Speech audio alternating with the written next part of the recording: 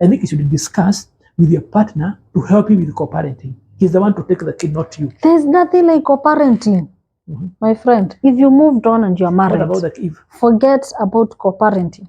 What about the Focus kids? on this new What about the kid? They want to see the biological father. What if they say they want to see the biological father? That is you to decide, not the kids to decide for you. But you see now, right now, you see, like we said this, by the way. What if you ask the kid, how can I be a good mother? If being a good mother is seeing your dad, now that is a different thing. No, you see, kama tuliachana and we were done with each other, I don't see why I should be dragging you back to my life because of the kid. Unless you want to. And until, if now like my son is 10 years, when mtu anatumia simu yake, they can communicate on their own. I don't need to make any decisions. I don't need to give like anipigie aongee na watoto.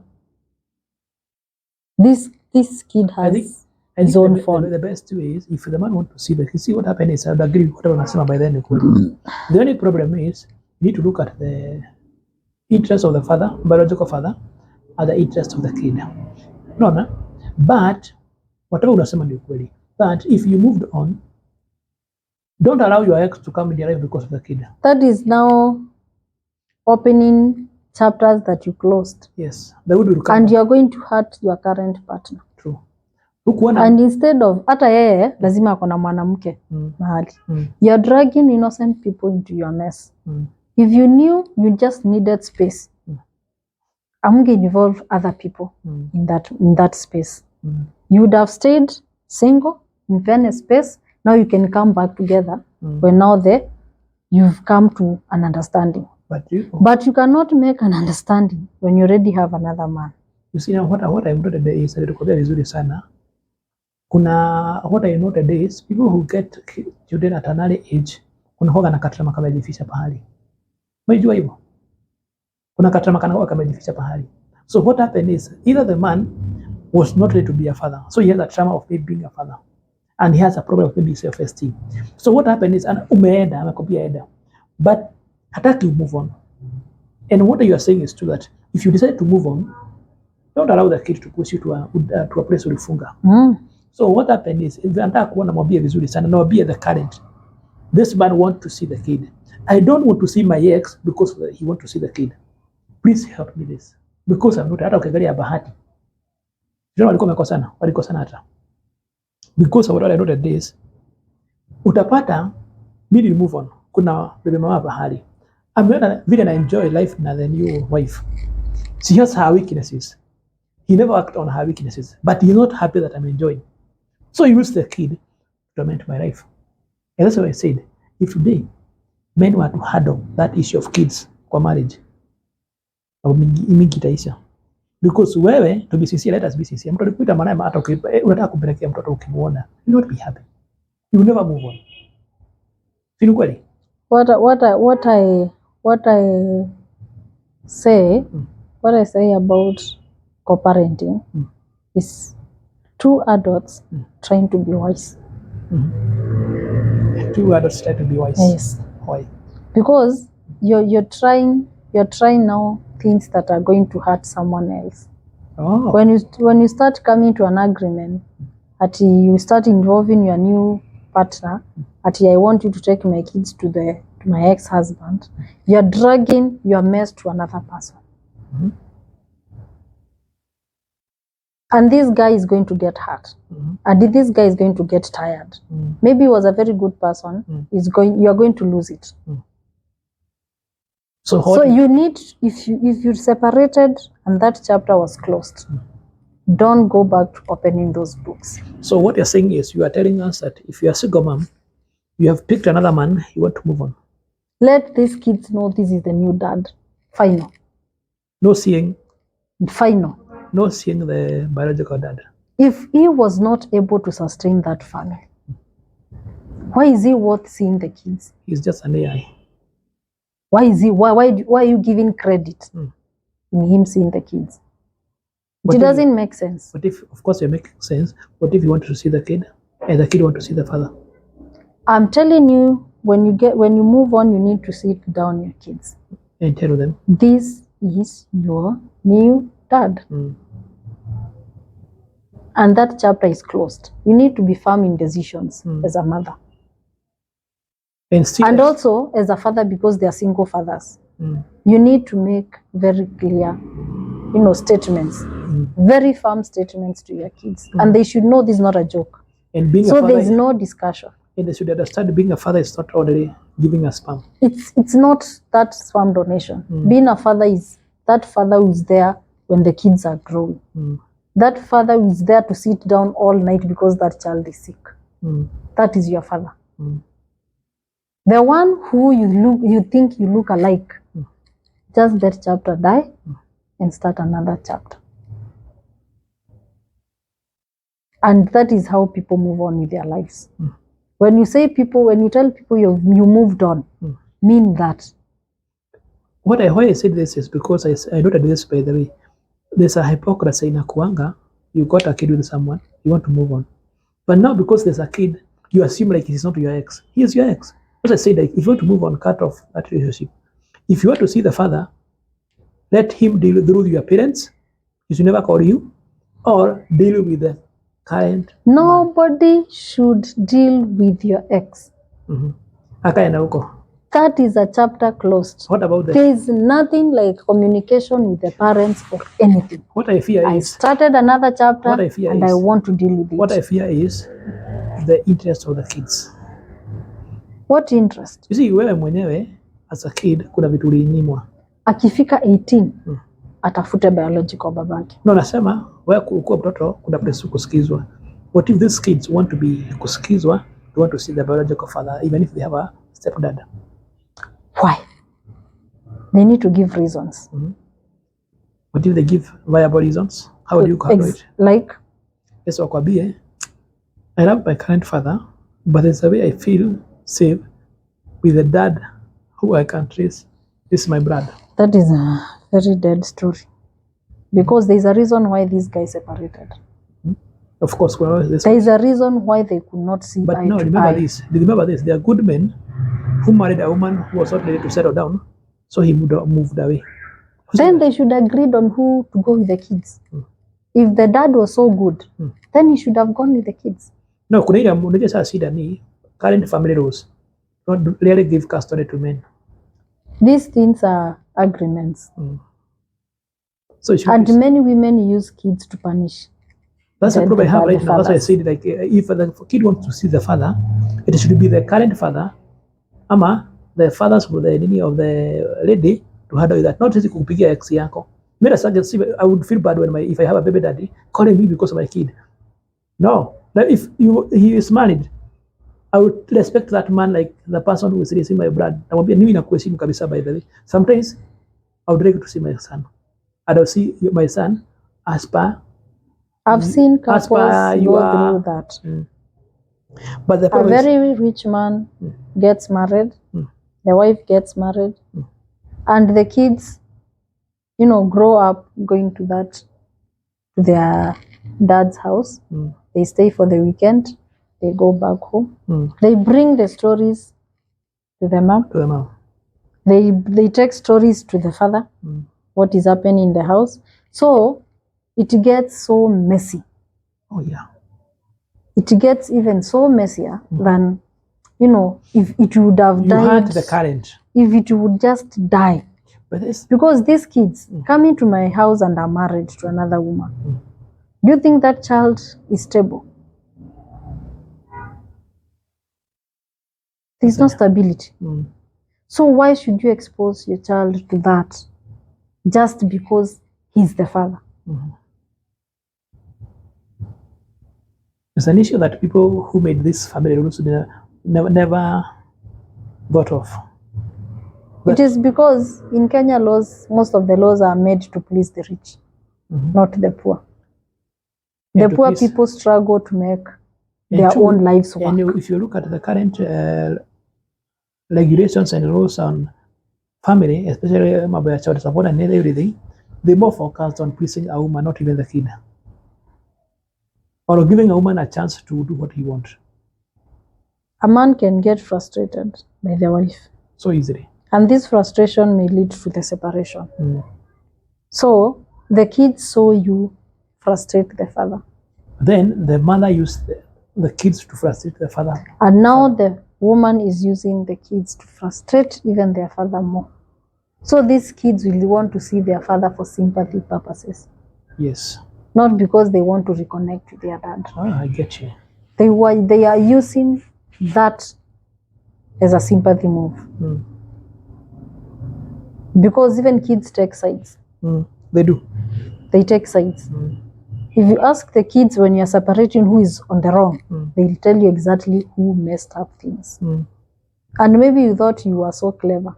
Nyi wawili muliona ni kama mmeweza. These kids have watched you be on each other's arms and have nothing to do with each other. So they can tell you who messed up. Haraka sana. Yes. And so they will sympathize with the frustrated party. Oh. If it's the mom, they will sympathize with the mother. If it's their father, they are going to sympathize with their father. So they will say whether the person who plays the victim well. Yes. Whether he's wrong or right. Yes. Because the kid feels that my mama is my victim. There are things they might never know that transpired, but they will judge on what they have seen. Yeah.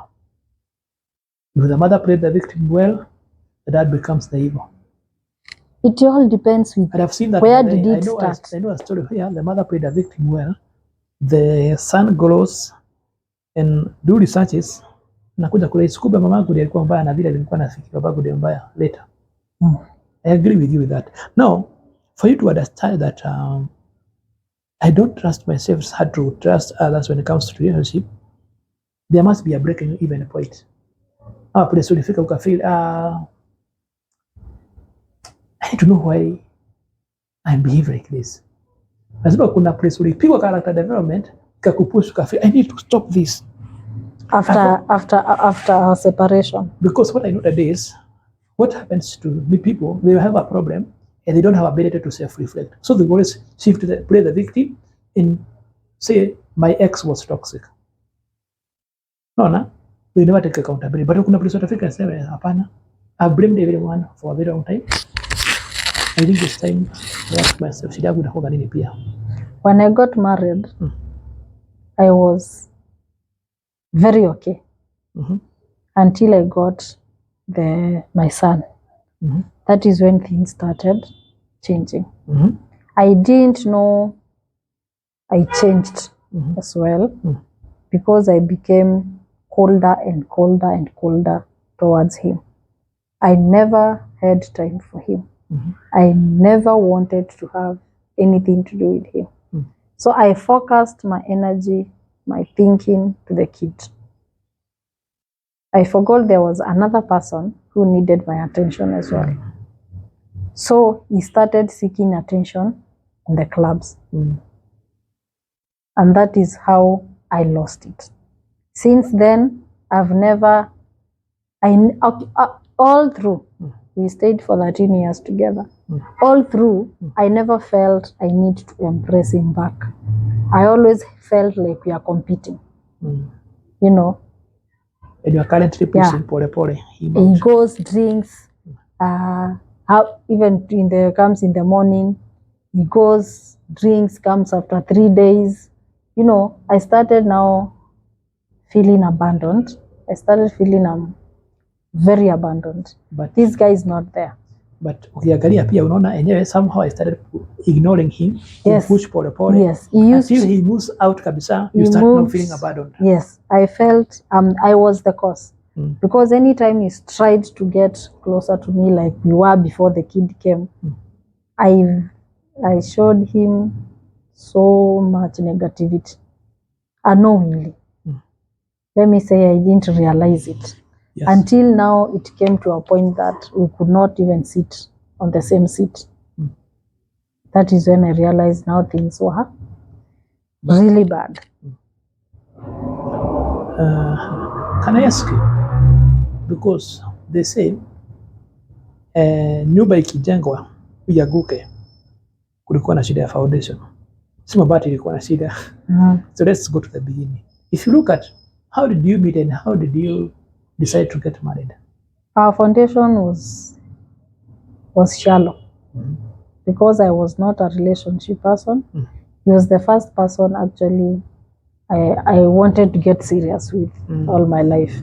So when I got into that conversation of we moved in together, we started living together. There was no room for relationship. There was no room like, I want to know you better, I want to date you for a year or 2 years.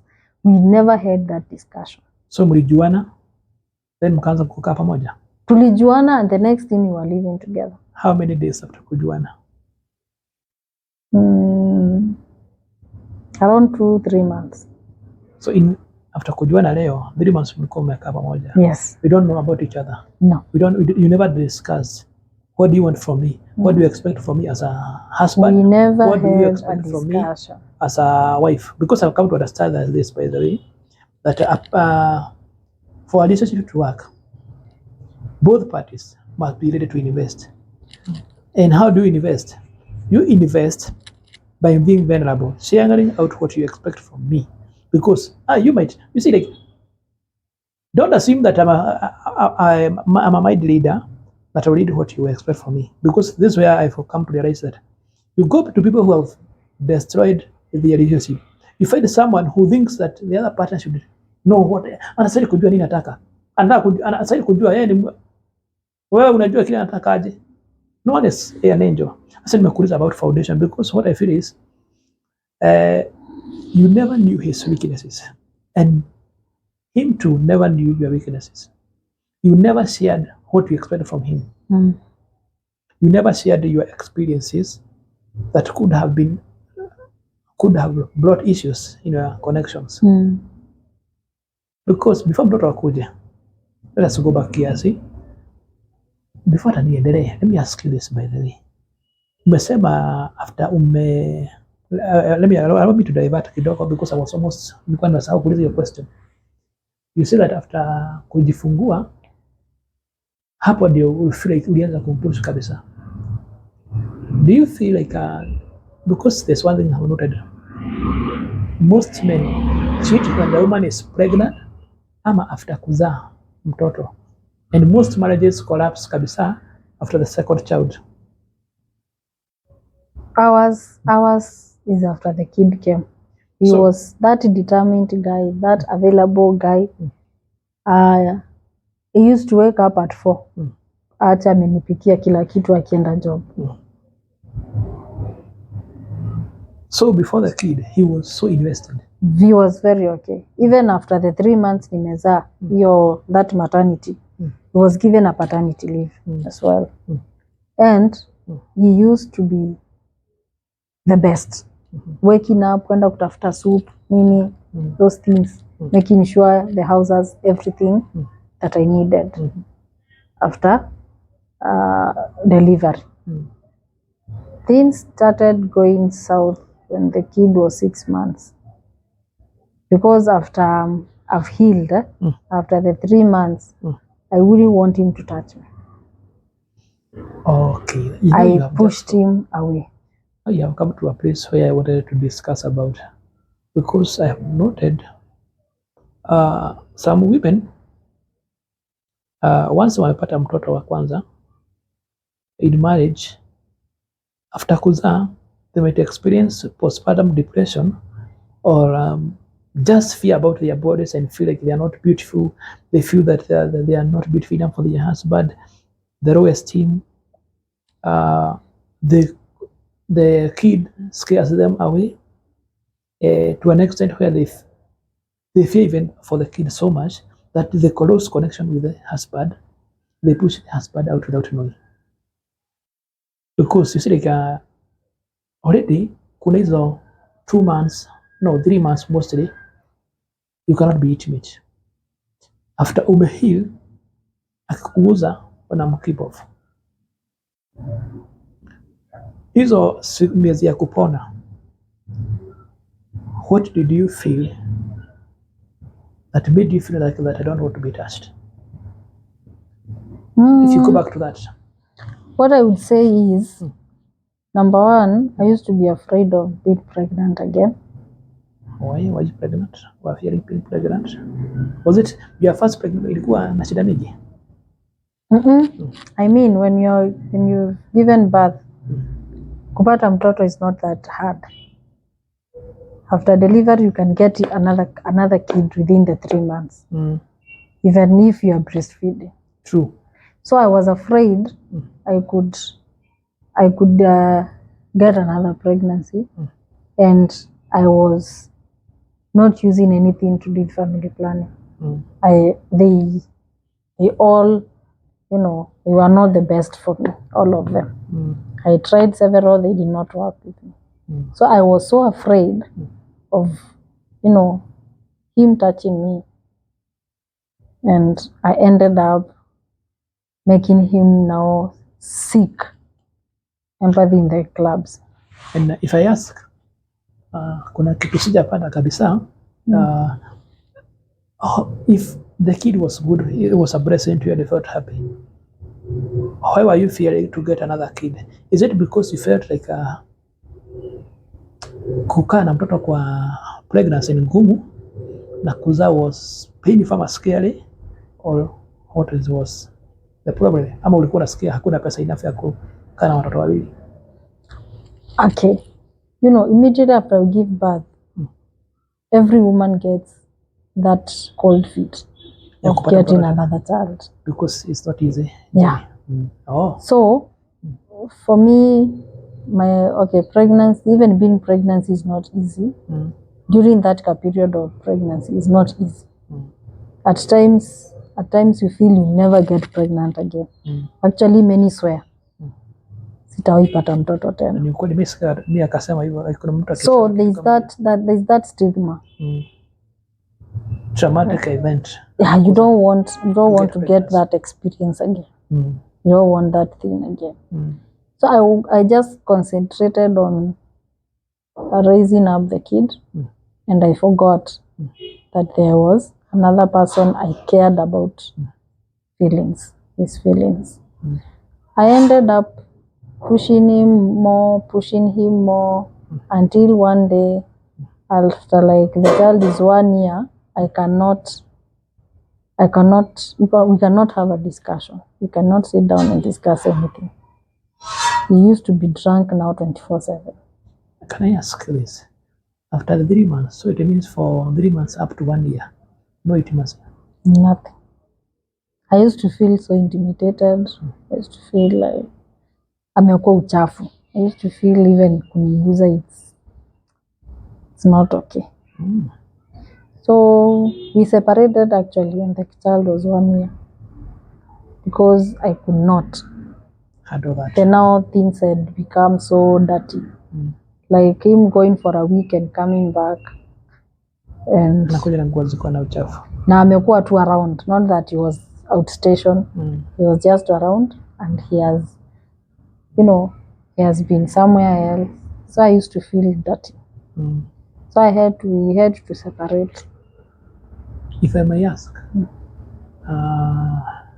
looking back, and let's assume there's a man, because women are giving birth day by day, and I've noted most families do not die before a kid.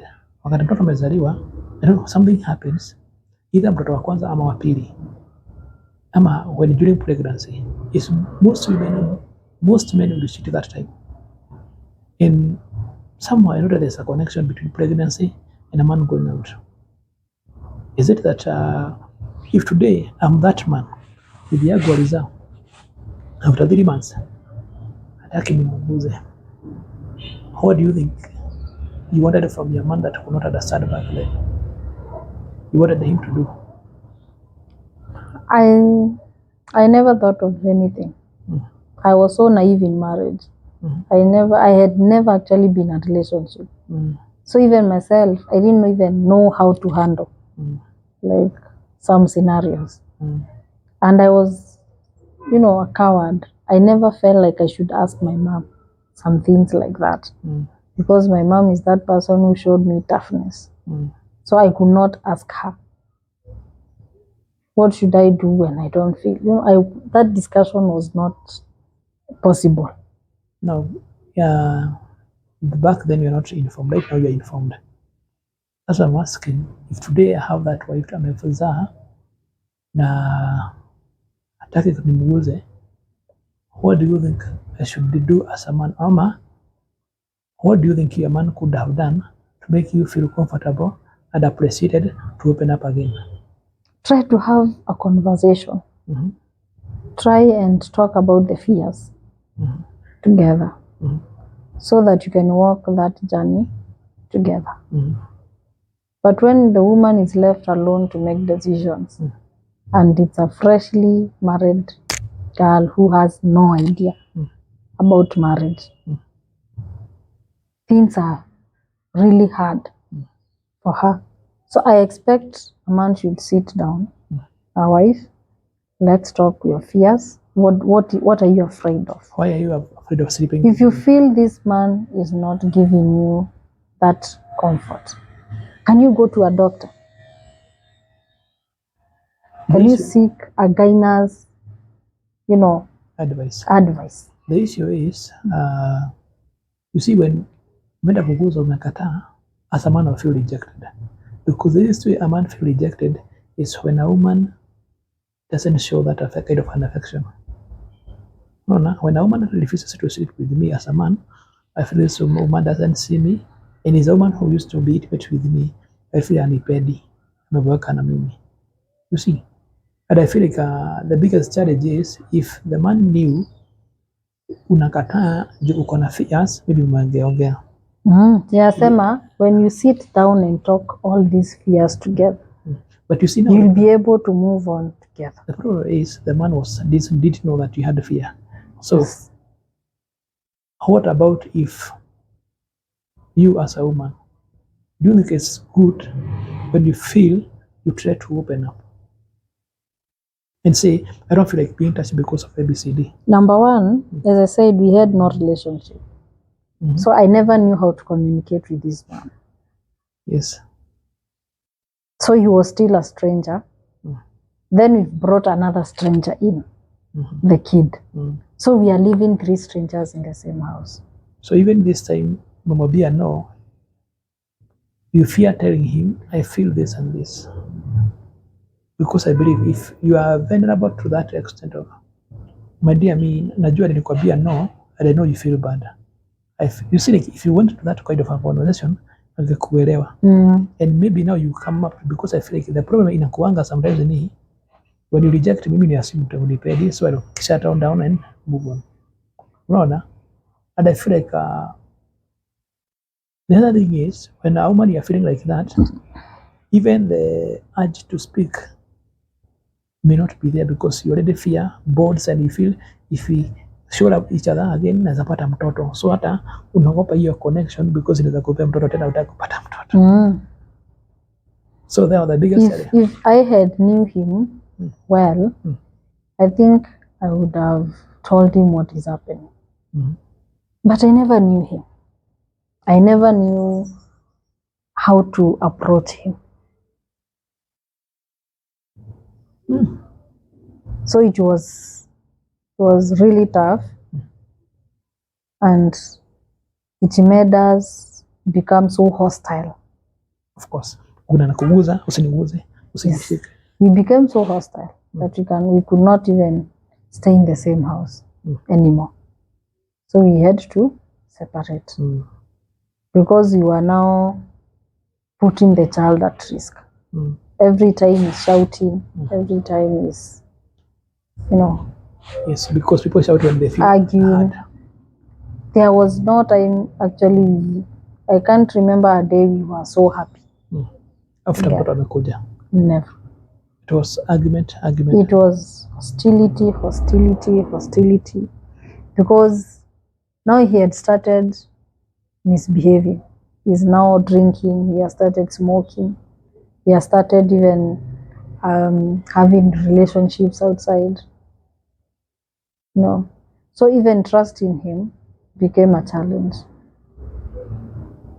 He was not there when I needed someone to listen to me. He was not there. He always came in at night very drunk, left very early when you were asleep. So the gap became wider and wider, such that there was no room for each other. I see. Let me ask this. During pregnancies, after umepata umekuwa pregnant, you told me before mtoto akuje, you are very close to each other. This time, because you are close to each other, mbona hamuku open up to each other? Because now you have a kid, expecting a kid, you are happy, he's treating you well. We were living in different towns. So like, we lived together when the kid was about a month to be born. Wow. Yes. Now I can sense some danger somewhere. That is also another issue. Because you come together, you are married, but you have never been together. So there's no room for connections. There was no room to know whether to understand each other. Yes, because your time tulikuwa to understand now the kamutu kamefika. Now our focus now is the kid. At night ni kulia nini, you know. There was no boarding. How the way you could because not even that's what I know today is when you're a new couple, it's good. Na nime notice why some people said that don't rush to get kids when you get married first. You should give yourself room to know each other now that we are living together. You see, like when you have kids, you cannot enjoy love in full. No, when you enjoy love in full, it's possible for you to trigger your trauma and to know I have this trauma. I feel this when you do this. No, because then there are sides of each other you get to know. Yes, because that you could never. Because maybe hiyo time ndio ilikuwa umefika jioni ameenda kukushika, una notice sipendaki kushikwa. Then it was the perfect time to have that kind of a discussion. And some things are better off seen than told. Yes. Or rather experienced. You see, like when you stay far away, it's very hard to know your trauma when mtu anakaa far. Unajua hivyo? You only know the person trauma wakati mnakaa naye daily. Hapo ndio unajuaga kwanza. Unaona sasa shida yenu ilikuwa mnakaa 1 month before mtoto azaliwe. So hapo unajuaga maybe huwa ananyaba vibaya usiku. Maybe huwa analala vibaya. Huwa anangorota. It's like it was so bad. There's no room for connection. Yenyewe hapo naona ni tricky by the way, because it was doomed to go far. Haigeenda far. Because hamku connect. We were not there. We were not yet there to bring another person. You are not ready. That relationship was not that ready for another person. Yes. So when you brought another person, things now became a little bit difficult. Kabisa. And we were young. We were almost age mates. So there is nobody who could tell the other anything. That is why we started feeling like we are competing. That was tricky. Because for one, now I can get why you could not go to that level, because you had no connection. You feared him already. You have not seen him being vulnerable. Ile wakati nasiri kuwa vulnerable, you already have some fears. The fears you can never discuss. That was tough for sure. Wow. And since now my childhood traumas are still on me, you've never had a friend, you've never had a relationship before, you've never had, so he was the first in many aspects. And amekuja na kamgeni. Yeah, and I didn't know how to handle. The two people in one room. You are alone. You see, when you're single, you are alone in your own room. So I felt like the 7 months or 8 months, at least mko pamoja, at least tukue mmesoma before huyu mwingine afike. That was too much to handle. And being who I am, that person who is not into, who has no feelings No, nothing. I didn't care that he was going that direction. When I saw him smoke for the first time, that is when I asked him, have you started smoking? And he told me, you've pushed me to this. He blamed me. And it became even a fight. How do you blame me for your own mess? Being a man, how do you smoke and you say I'm the one who... Being a man, it makes sense. From a side of a man, it makes sense. Because you see what happened is, when you came together, he was very good. You told me the first 3 months he was very good. Things turned worse after 6 months. And this time he was ready to see it work. But you know what happens with every person, every human being. Once I love someone, I put my best. But I notice my partner put his 10 and I have effort at 10%. And even when I'm putting my 90%, he doesn't care that I'm putting 90. You feel rejected. I feel like the alcoholism and smoking was a result of feeling unloved and frustrated and feeling the rejection. It was a way of coping with the rejection. It was frustration. You know, when a man gets married, mostly the expectations. So when you frustrate those expectations, that man is bound to break down. Yes. Because maybe the more alikuwa put effort, he wanted to see a perfect marriage.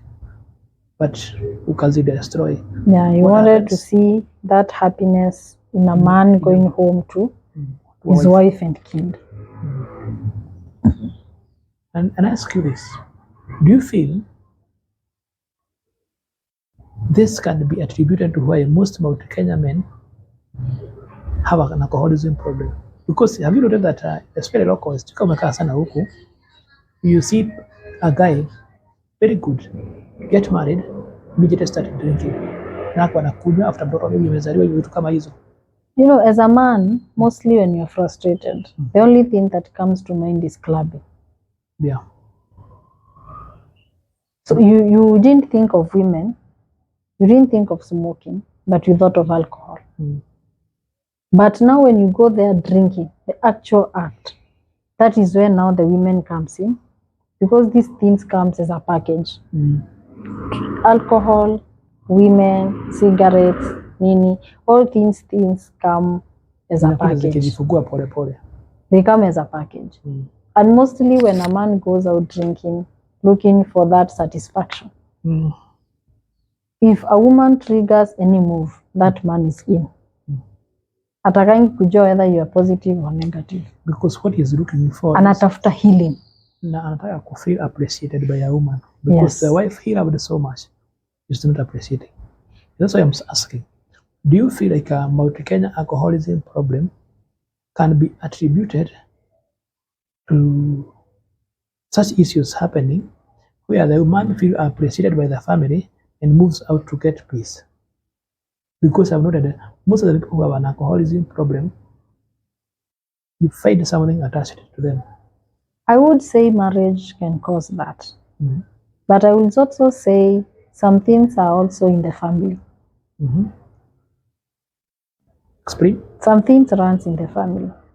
You may find the father was a drunkard, the uncles are drunkards, the other brothers are drunkards. So this man is not special. He's going to go that road because this thing is running in the family. There are others who start out of frustration. The wife starts those abuses. The woman starts, being negative in every way. The woman becomes also unattractive. So there are so many things that can make men go to the clubs because I've noted to look for it. I've noted this, by the way. Most pure drunkard have one thing in common. They don't feel good enough. And mostly it stems from either I want to be better economically, I'm not better, or I give my best to my wife. My wife and my family never appreciated me enough. You listen to most pure drunkards. They will share that. Many people look for confidence in alcohol. And that's why many men, when they are drunk, they are able to face their fears openly. Yes, or